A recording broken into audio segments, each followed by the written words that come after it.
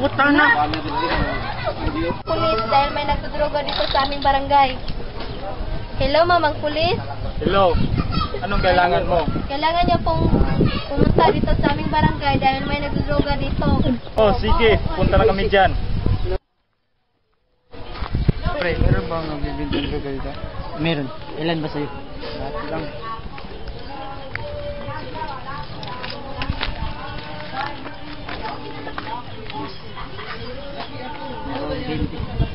Sino? Apo ka muna dito.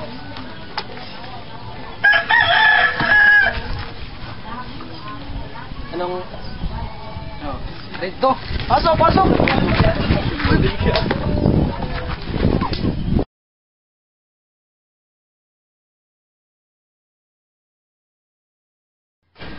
May mission tayo. Kailangan natin patayin ang anak ng mayor. Talaga bang gagawin natin yan, pare? At kailan naman? Ngayong gabi. Kailangan walang sabit.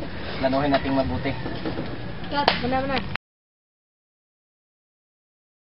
Explain the sorrow and my pain. Ikaw ba yung anak ng mayor? Ah! Oh, bakit?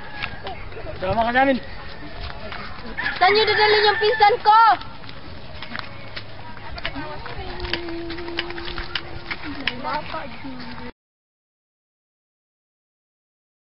Magandang hapon po sa lahat. Nandito po tayo sa bahay ng ating pinakamamahal na mayor na si Mark Lopez.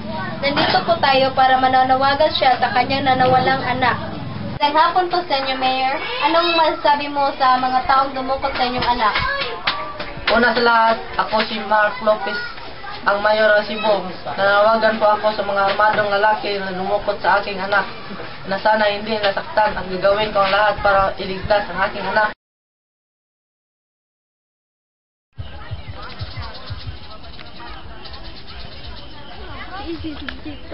Sino ka?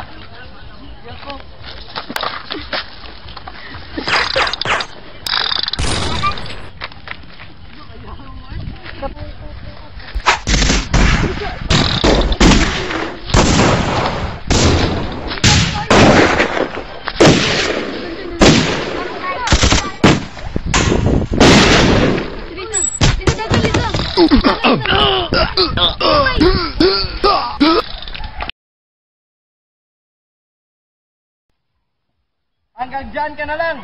Bitawan mo yung baril mo, kung hindi sabog ang bungo nito.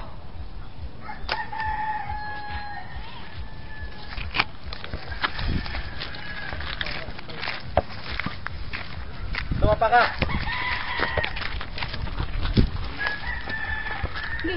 Lumabay ka ng batas. Sige, lalabanan kita.